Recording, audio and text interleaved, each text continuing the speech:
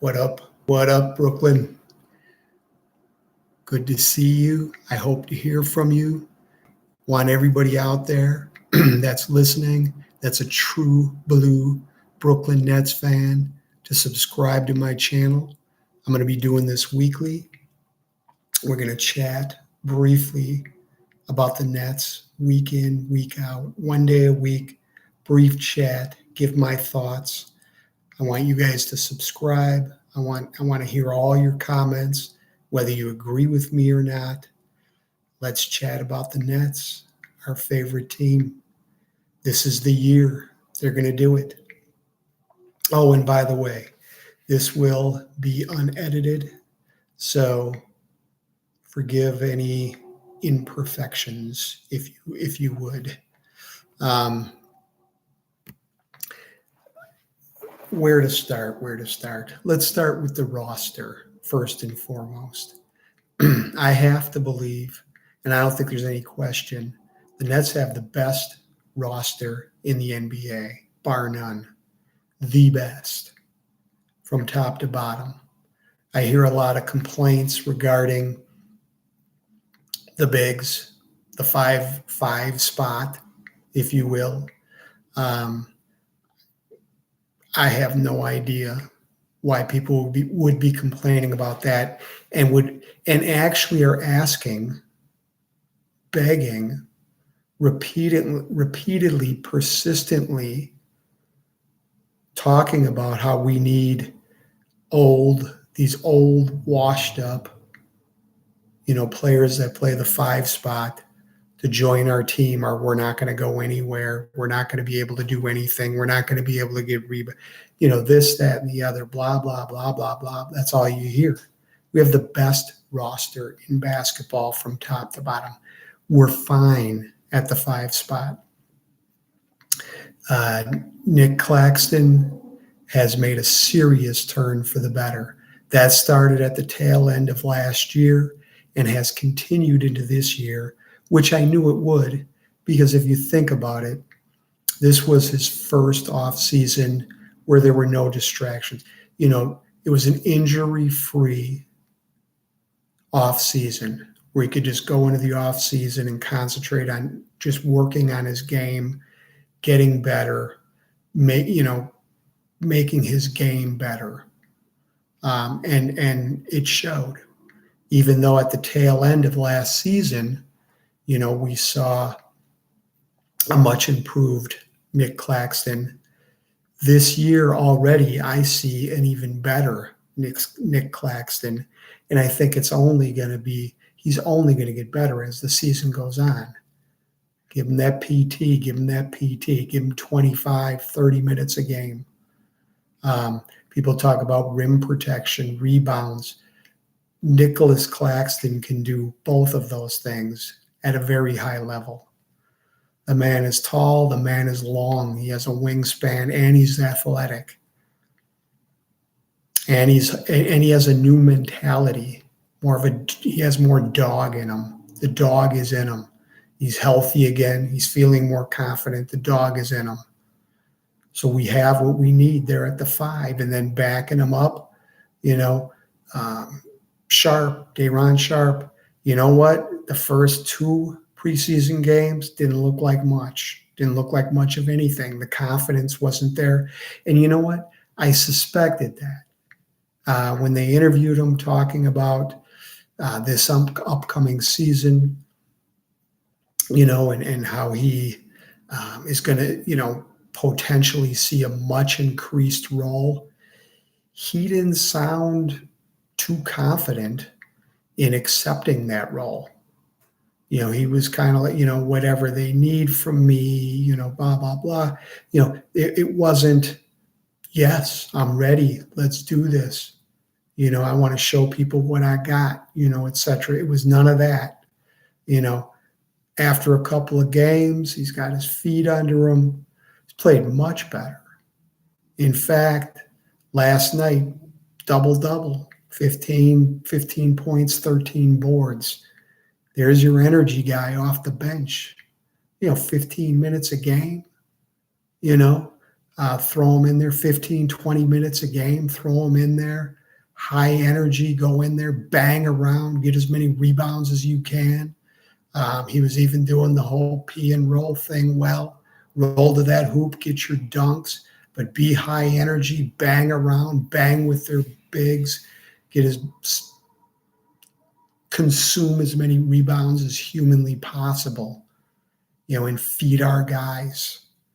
And when they're doubling, tripling them, let them feed you as you roll to the hoop or as you're at the hoop and dunk it, slam it home, flush that baby hard, be hard, be that big, strong guy that we think you are. So I think we're fine there, not to mention, we go small ball. We got the fabulous Benjamin Simmons, who can play that 5, the point center, if you will, have him in there for stints. You know what? It's going to be a lot of positionless basketball. It's not 1975 anymore. A lot of this is going to be positionless. Ben Simmons can rebound. He has a history of rebounding well. Do you want him as your starting 5 and that's all he is? Even though it's positionless, but do you want him playing that role, in all of his time on the court? Absolutely not. Especially from a defensive perspective, do you want him guarding Embiid all game long? Banging with Embiid or Rudy Gobert or, some of these big, more physical 5s. No, of course not. But some of the time, absolutely. People always talk about, well, we need this, we need that, so we can match up with this and we can, with this team, and we can match up with that team. You know what? The burden's on them. We have the best roster in basketball. The burden's on them to try to match up with us. We're going to outwill them. When we have Ben at the 5, Durant in the game with them, Kyrie, Seth Curry, and Harris, good luck. Match up with us. Let's not worry about matching up with them. Match up with us. Keep up with us. Keep up with our scoring. And people talk about defense. You know what? Our offense is part of our defense.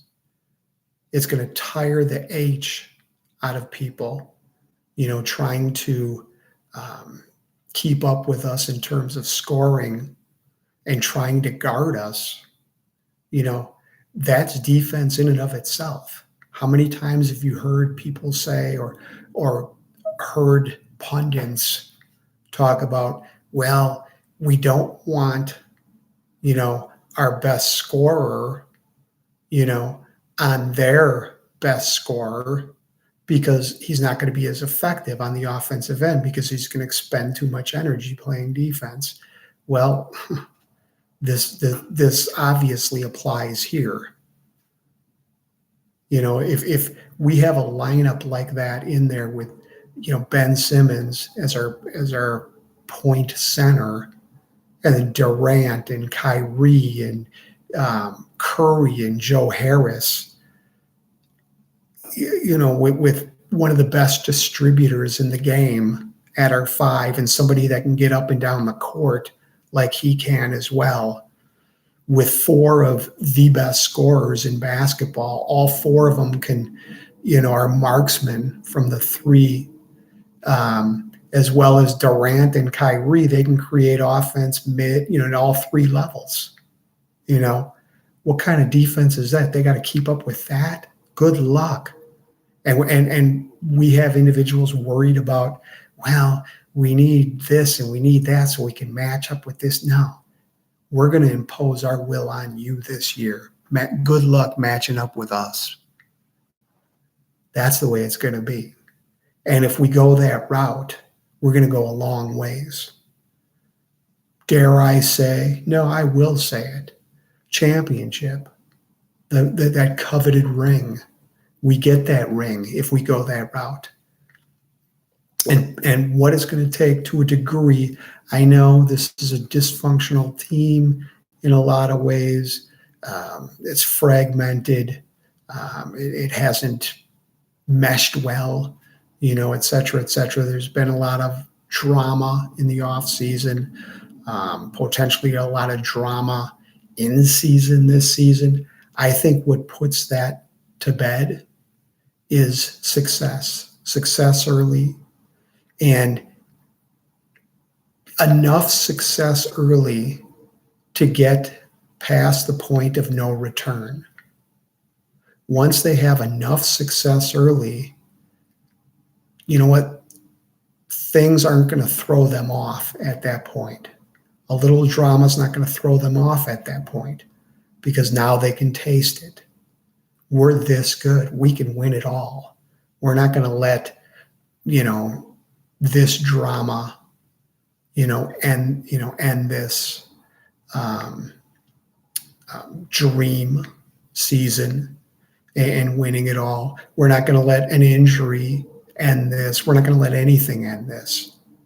They just have to get past the point of no return where they can just taste it this year. Then they can get beyond, the drama, the outside noise. There's a lot of negativity, especially in Brooklyn. A lot of people that you don't see or hear from until bad things happen. Guess what? That'll be a non-factor this year if we get enough success early on and we get past that point of no return.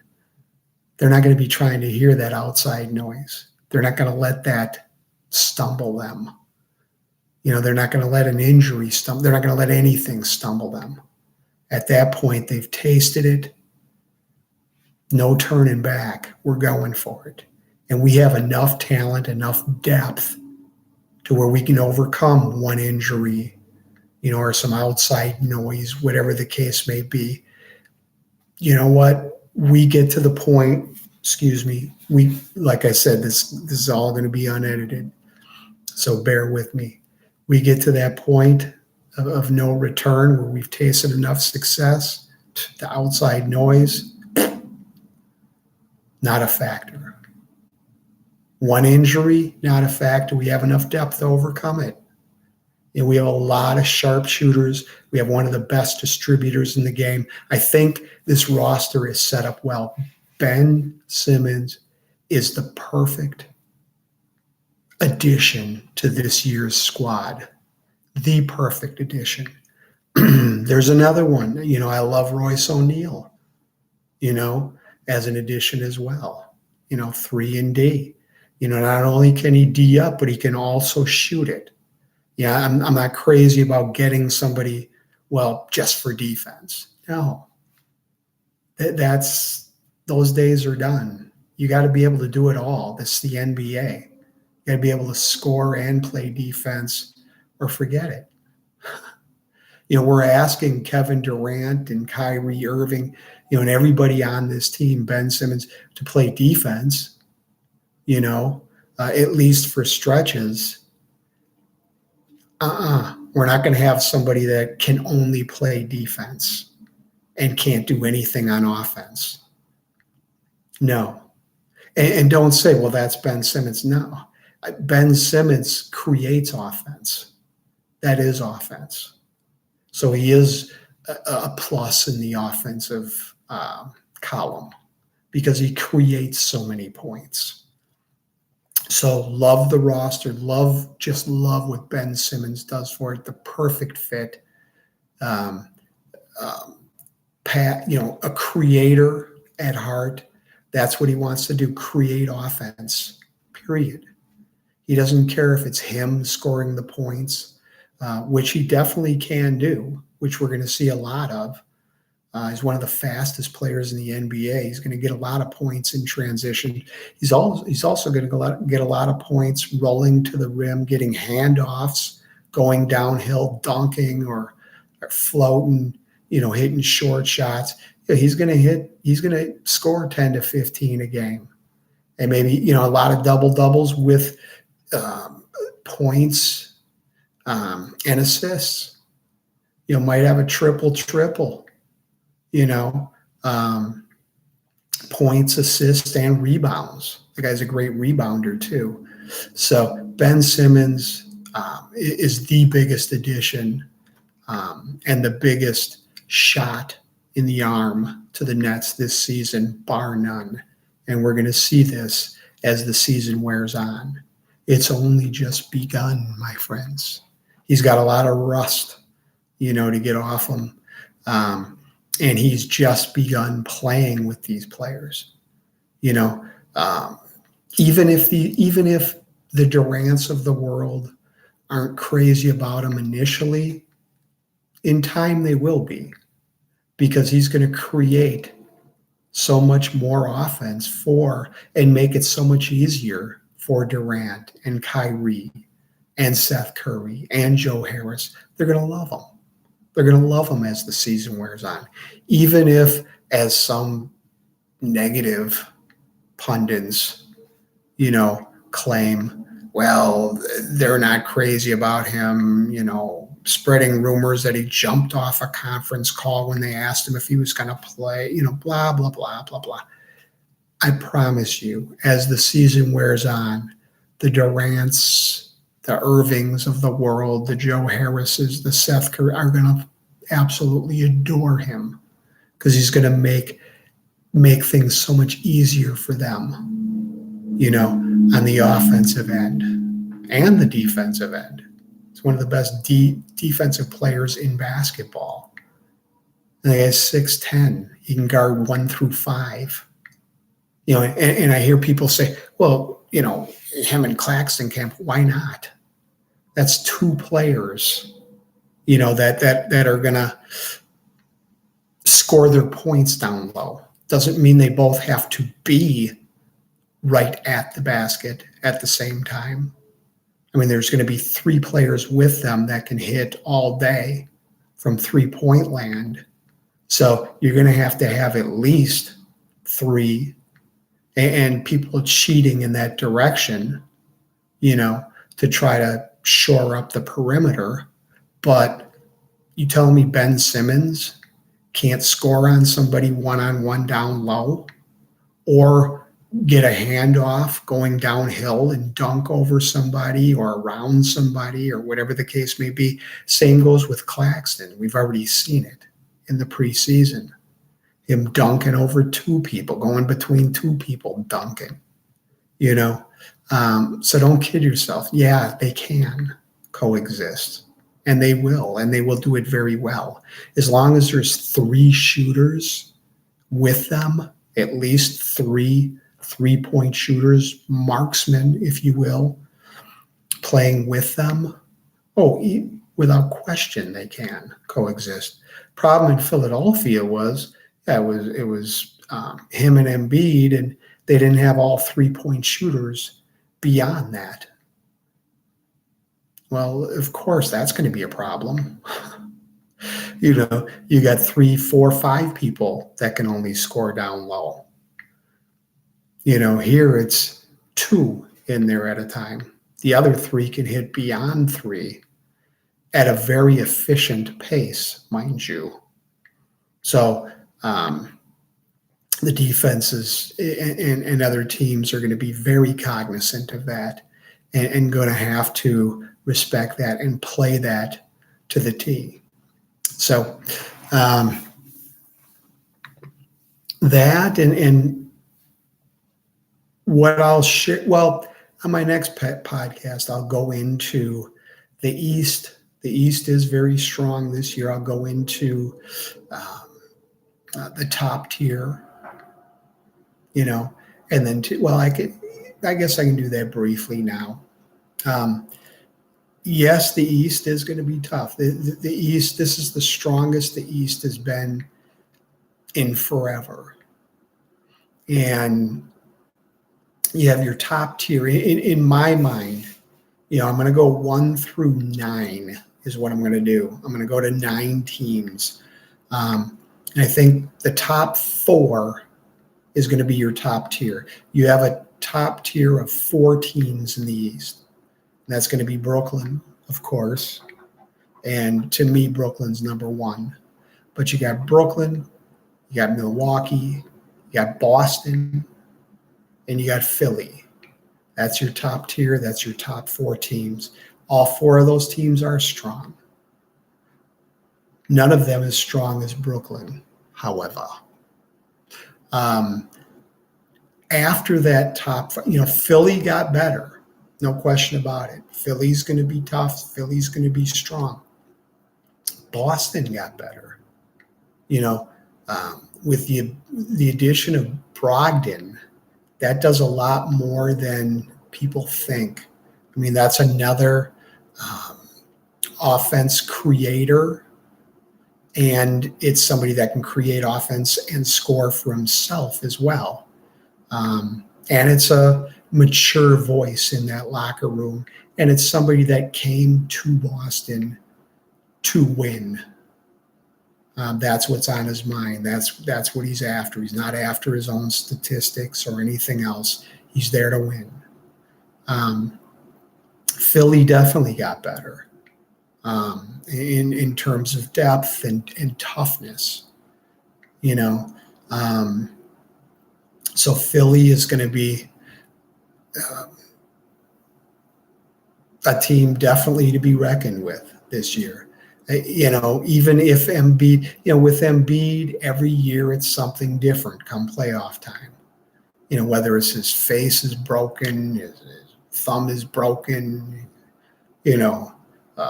he's sick, whatever, But even with the Embiid drama, the inevitable Embiid drama come playoff time, there's still going to be a tough out. Harden actually looks like he got into shape. I remember when he was with Brooklyn. I mean, he was, a fat slob that wasn't trying anymore, running around like with the worst hamstring injury in recorded medical history. He actually looks like he's in shape and he's focused, and he's willing to sacrifice his own stats and his after-hours partying to try to get a chip, So he's serious this year. Maxey, I mean that guy, unbelievable. So and then the additions this year. I mean, they've added. Some vets that are going to be tough to contend with. Harden's buddies. Daniel House. That's a good 3-and-D guy. No longer is it just a Thibault who he can play defense, but you don't have to worry about him scoring. And he can't do anything for the offense. He can't create offense. That's the difference. That's why he's a non-factor in terms of offense. That's the difference. Whereas Ben Simmons is a huge factor offensively because he creates offense. Thibault, all he could do was play defense, couldn't create any offense for anybody, nor for himself. Couldn't even rebound, to be honest with you. But so Philly's going to be tough. Boston's going to be tough. Milwaukee, it's going to be more of the same. Giannis, one of the best in the game. And then he has his supporting cast. So, that's going to be your top 4. After that, it's still tough, but just a notch below the top 4. You got Toronto. Toronto's going to be tough. They're long, they're lean, and they're mean. They're going to play aggressive defense, feisty defense, very physical defense, and they're long and they're going to do it very effectively because of that. They have one of the best coaches in the NBA. That plays into it as well. And then offensively, they're a work in progress, but they're they're getting better as a team. So, Toronto, then you got, Toronto, that makes 5. Miami, that makes 6. Miami's going to be there. I mean, every year we say it. I know I say it. They're done. This year they're done. You know what? With basically the same team last year, they were one shot away from going to the finals. So this is a team that can really turn it up when they need to, and really play good basketball when they need to. So Miami, so Toronto, Miami, you got Chicago. Chicago is going to be there. If you think about it, a lot of teams underestimate him. You got Zach LaVine. You got Vukovic. At center. You have potentially, all-stars, on their front line. So, and I know Ball is out in the backcourt, but they had that rookie. I can't pronounce his name. It's an African name, so please forgive me. But that guy's played very well. Caruso, the hustler, the feisty hustler that they got from the Lakers. He's back healthy. So they have some players. So Chicago's going to be in the mix. Cleveland. Could this be the year Cleveland actually breaks into things? Let's face it. I mean, they have 3 all-stars and 1, individual in Mobley who's coming into his second year that's potentially that good to where he's going to be an all-star this year. So potentially 4 all-stars, and what I truly believe is a lot of good players beats 1 or 2 superstars. So if a team has a lot of good players, good and great players, they're going to beat a team that has 1 or 2 superstars. They're just going to overwhelm them. The aggregate of talent is just more than 1 or 2 superstars. So Cleveland, and then Atlanta. Atlanta made, another addition with Murray. So now you got a really good backcourt. So you got some players there. You got a decent front court. That remains to be seen. That was a work in progress. But you got some players coming off of injury from last year. You got some potential breakout players across that front line.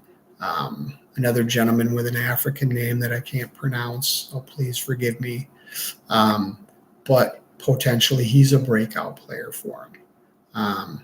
So Atlanta, that's another team, So, and I believe that makes 9, right? Because you had the top 4, then you got Miami, Chicago, Cleveland, Atlanta, and Toronto. So that's 9 teams, one of those last 5 that I mentioned isn't even going to make it. So even if you're the 1 seed, you know what? Your first round isn't necessarily going to be a walk in the park. What if your first round is against Miami or Toronto? If nothing else, they're going to play physical as H. They're going to be all over you. They're going to be competitive as H. Both very well coached teams. So there'd be a handful. Or if it's Cleveland, you got our buddy Jared Allen and Mobley on the front line, and then you got 2 all-stars in the backcourt that can light it up. You got Kevin Love at the 3, most likely, that can light it up from the outside, probably playing as good a basketball as he's played in years. What if that's your first round? You got 2 7-footers that are probably like all-stars, playing like all-stars. Oh, and by the way, neither one of those 2 7-footers that start can shoot from the outside. And they play very well together. So this whole theory of, no, you can't have 2 people that can't shoot from the outside play together, that, another example of that theory being garbage. It's nothing but garbage. So, it's going to be tough this year, but I still have Brooklyn number 1 in the East. And quite frankly, I have Brooklyn to go all the way. So I'll be doing this weekly, once a week, sharing my thoughts. You know what? Subscribe to my channel. I want to hear your comments. I know everybody's not going to agree with me. Let me know what you think. Do you agree with me? Do you not agree with me? What's your thoughts? And you know what? Each week I'll choose a comment. If people are commenting, go ahead and comment. I'll choose a comment or 2, and I'll discuss it. Let's interact with one another. Let's chat, Brooklyn. Let's chat it up. This is our year. Let's do this. Let's talk about it. This is your podcast. This isn't Locked On Nets where they're talking about. You know what? I couldn't believe it when I heard it. But they actually said during the whole Durant drama and Kyrie drama that they didn't know or didn't hear from anybody in Brooklyn that actually sided, with Marks and Joe Tsai. When in fact, more than 50% of Brooklynites sided with Marks and Joe Tsai. I mean, I don't want to rehash what happened and what went on and how Durant and Kyrie acted like morons, complete morons, and how happy I am personally that Joe Tsai and Marks stood up to him, and took ownership, of this franchise once again. I mean, they were being run over. The franchise was being run by Durant and Kyrie. And you know what? They're great players. They're not great GMs of basketball teams. They're not great owners of basketball teams. They're great basketball players. I have no problem with them, sharing their input. We should get this player, or we should get that player. I'd love to play with him. He's a great player. I have no problem with that. What I do have a problem with is I demand that, we get this player and that we fire this coach and that this player plays over Jared Allen, even though he's washed up and can't jump over a penny any longer and he's completely worthless. But hey, let's start him over Jared Allen, because he's our friend. And you better do it because we said so. And then fire the coach, even though he's doing a good job, and because he doesn't necessarily agree with that, and because he actually yells at us when we're not doing things the way that he wants things done. Fire him. I don't care if he's doing a good job or not, fire him. I don't like him, So I don't know. I'm so glad, that Joe Tsai and Marks took back, the organization. It was so comforting when Joe Tsai stood behind Marks and Nash, when Durant demanded that they be terminated, and then he'll stay. I don't care. I don't care how good you are or how good you think you are. No, you're not above the organization. You're not the organization. And you know what? I know 50%, 40% of you don't agree with me.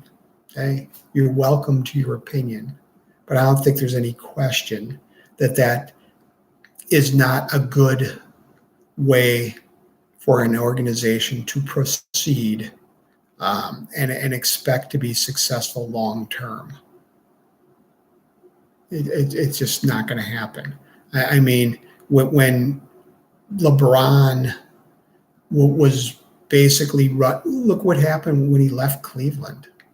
I mean, he ran Cleveland. You know, he brought in the players he wanted to bring in, the coaches he wanted to bring, et cetera, et cetera. When he left, they were last place for years. I mean, he just left it in shambles. And when he decided he wanted to leave, he left, even though they were on their knees kissing his butt the entire time. When he decided, you know what, I want to go to LA now, he just left.